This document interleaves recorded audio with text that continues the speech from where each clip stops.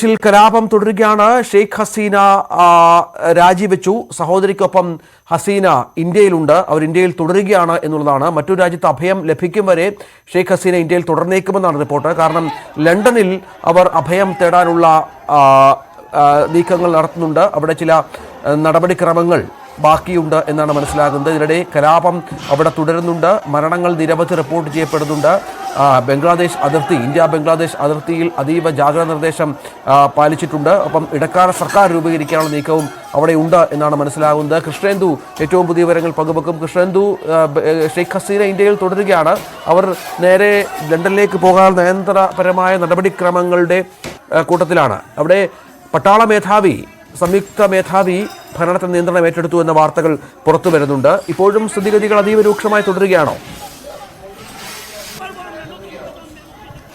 രഞ്ജിത്ത് പറഞ്ഞതുപോലെ സ്ഥിതിഗതികൾ ഇപ്പോഴും രൂക്ഷമായി തന്നെ തുടരുകയാണ്. കൃത്യമായ ഒരു ടൈം ലൈൻ പറയുകയാണെങ്കിൽ ഇന്നലെ 10 മണിയോടുകൂടി പ്രതിഷേധക്കാരും അവാമി ലീഗിന്റെ ഛത്ര ലീഗ്, അതായത് സ്റ്റുഡന്റ് സംഘടനയായ ഛത്ര ലീഗുമായി കലാപം ഉണ്ടാവുകയായിരുന്നു, സംഘടന ഉണ്ടാവുകയായിരുന്നു. ഇത് നിയന്ത്രിക്കാനായി പോലീസും സൈന്യവും ഒരുപോലെ ഇടപെടൽ നടത്തിയിരുന്നു. ഈ ഒരു ഇടപെടലിൽ പോലീസ് വെടിയുതിർക്കുകയും ഏകദേശം 6 പ്രതിഷേധക്കാർ കൊല്ലപ്പെടുകയും ചെയ്തിരുന്നു. ഇതേ തുടർന്ന് ഈ ഒരു കലാപം അല്ലെങ്കിൽ ഈ സംഘടന കൂടുതൽ കലുഷിതമാവുകയായിരുന്നു. ശേഷം ഒരു 12 മണിയോടുകൂടി രാജ്യത്തെ ഇന്റർനെറ്റ് സേവനങ്ങൾ സൈന്യം നേരിട്ട് ഇടപെട്ട് നിർത്തലാക്കുകയും ചെയ്തു. ഇങ്ങനെ ഒരു സാഹചര്യത്തിലും ഇവർ കൂടുതൽ ശക്തി പ്രാപിക്കുകയും ഹൈവേ അടക്കം കയ്യേറി ധാക്കയിലേക്ക് പ്രതിഷേധം നയിക്കുകയും ചെയ്യുകയായിരുന്നു. ശേഷം 2 മണിയോടുകൂടിയാണ് ഷെയ്ഖ് ഹസീന സഹോദരിയായ ഷെയ്ഖ് റഹാനയോടൊപ്പം രാജ്യം വിടുന്നത്, പലായനം ചെയ്യുന്നതായ വാർത്തകൾ പുറത്തു വരാൻ തുടങ്ങിയത്. 2:30-3 മണിയോടുകൂടി സൈനിക മേധാവി ജനറൽ വക്കർ ഉസ്മാൻ ഇത് ഔദ്യോഗികമായി പ്രഖ്യാപിക്കുകയും ചെയ്തു. അതായത് ഷെയ്ഖ് ഹസീനയുടെ രാജിയും അതുപോലെ അവർ ഇന്ത്യയിലേക്ക് പലായനം ചെയ്തതായുള്ള വിവരങ്ങൾ പറയുകയും ചെയ്യുകയായിരുന്നു. തുടർന്ന് ഇനിയൊരു ഇടക്കാല ഗവൺമെന്റ് സൈന്യത്തിന്റെ നേതൃത്വത്തിൽ രൂപീകരിക്കാനാണ് നടപടികൾ.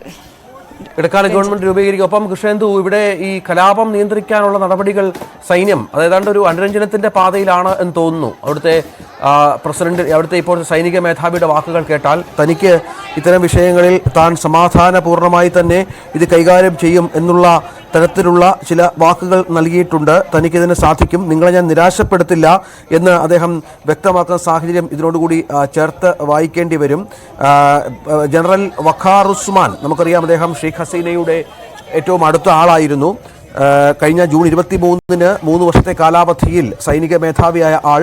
അദ്ദേഹം കുറച്ചുകൂടി രാജ്യത്തെ അഭിസംബോധന സംസാരിച്ചപ്പോൾ ഇടക്കാല സർക്കാരിൻ്റെ കാര്യം പറഞ്ഞു.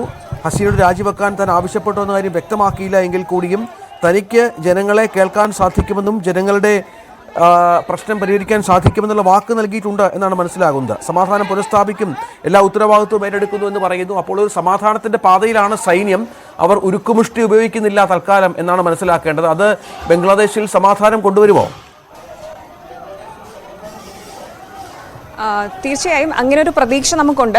കാര്യം സൈന്യം ഒരു കർശനമായ നടപടി സ്വീകരിക്കുന്നതിലേക്ക് പോയിട്ടില്ല. അതായത് ഒരു കർഫ്യൂ അല്ലെങ്കിൽ തുടർന്നുള്ള വെടിവയ്പോ അല്ലെങ്കിൽ അങ്ങനെയുള്ള പ്രശ്നങ്ങളിലേക്ക് സൈന്യം പോയിട്ടില്ല. മറിച്ച് ഒരു സമാധാനപരമായ നീക്കങ്ങളാണ് സൈന്യം നടത്തിക്കൊണ്ടിരിക്കുന്നത്.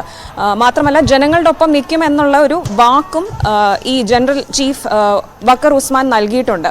അദ്ദേഹം ഒരു ഇന്ററിം ഗവൺമെന്റ് രൂപീകരിക്കുന്നു സൈന്യത്തിന്റെ നേതൃത്വത്തിൽ. മാത്രമല്ല റിട്ടയർഡ് ആയിട്ടുള്ള ഗവൺമെന്റ് ഒഫീഷ്യൽസ്, അതുപോലെ ബംഗ്ലാദേശിലെ ചില പ്രധാന ഉദ്യോഗസ്ഥർ, ഇവരെല്ലാം ചേർത്തൊരു ഇന്ററിം ഗവൺമെന്റ് രൂപീകരിക്കാനുള്ള മൂവ്മെന്റ്സ് ആണ് നടത്തിക്കൊണ്ടിരിക്കുന്നത് രഞ്ജിത്ത്. അതുകൊണ്ട് തന്നെ തീർച്ചയായും ഇതൊരു സമാധാനപരമായ രീതിയിലേക്ക് പോകുമെന്ന് നമുക്ക് പ്രതീക്ഷിക്കാം.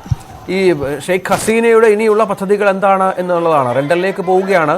അവരുടെ മകൻ ലണ്ടനിലുണ്ട്. അദ്ദേഹം പറഞ്ഞത് തങ്ങൾ കുടുംബാംഗങ്ങൾ ആവശ്യപ്പെട്ടിട്ടാണ് ഇനി രാഷ്ട്രീയത്തിലേക്കില്ല എന്നും പ്രസിഡന്റ് പദവി രാജിവെക്കണം എന്നും രീതിയിലേക്ക് കാര്യങ്ങൾ എത്തിയത് എന്നാണ്. ഇന്ത്യയിൽ തുടരുകയാണ്. നയതന്ത്രപരമായി ഷെയ്ഖ് ഹസീനയുമായി നമുക്ക് ഏറെ അടുപ്പമുണ്ട്.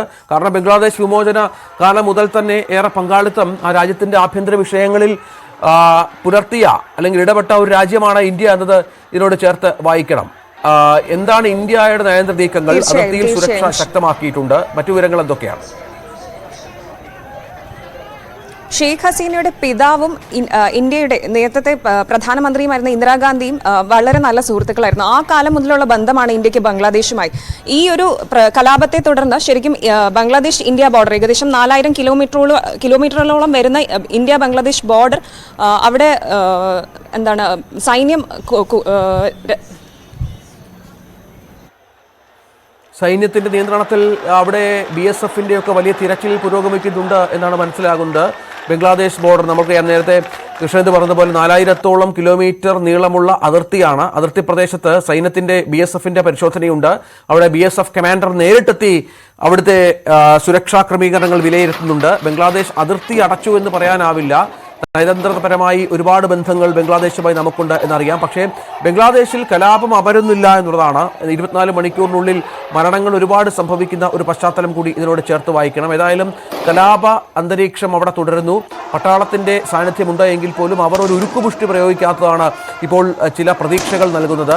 ഈ വിദ്യാർത്ഥികളെ അനുനയിപ്പിക്കാനുള്ള നീക്കത്തിലാണ് പട്ടാള ജനറൽ എന്നാണ് വ്യക്തമാകുന്നത്. ഏതായാലും ബംഗ്ലാദേശിൽ സ്ഥിതിഗതികൾ അത്ര ശാന്തമായിട്ടില്ല.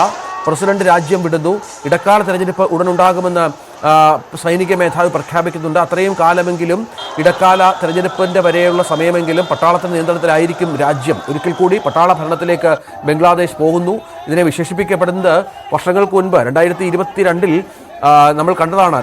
കൊളംബോയിൽ ശ്രീലങ്കയുടെ തലസ്ഥാനത്ത് ഇതുപോലെ ജനങ്ങൾ നടത്തിയ അതിക്രമങ്ങൾ, പ്രസിഡന്റിന്റെ വസതിയിലും മറ്റും കയറി അവിടെ പ്രസിഡന്റിന്റെ കൊട്ടാരത്തിലും മറ്റും അതിക്രമം നടത്തിയ ഒരുപാട് ജനങ്ങളെ നമ്മൾ കണ്ടിരുന്നു. സമാനമായ കാഴ്ചയ്ക്ക് തന്നെ നമ്മുടെ അയൽരാജ്യമായ ബംഗ്ലാദേശും സാക്ഷ്യം വഹിക്കുന്നു എന്നുള്ളതാണ് ഏറ്റവും ദുഃഖകരമായ കാര്യം. ഏതായാലും സ്ഥിതിഗതികൾ ഒട്ടും ശാന്തമല്ല ബംഗ്ലാദേശിൽ എന്ന് വേണം മനസ്സിലാക്കാൻ. ഇടവേളയിലേക്ക്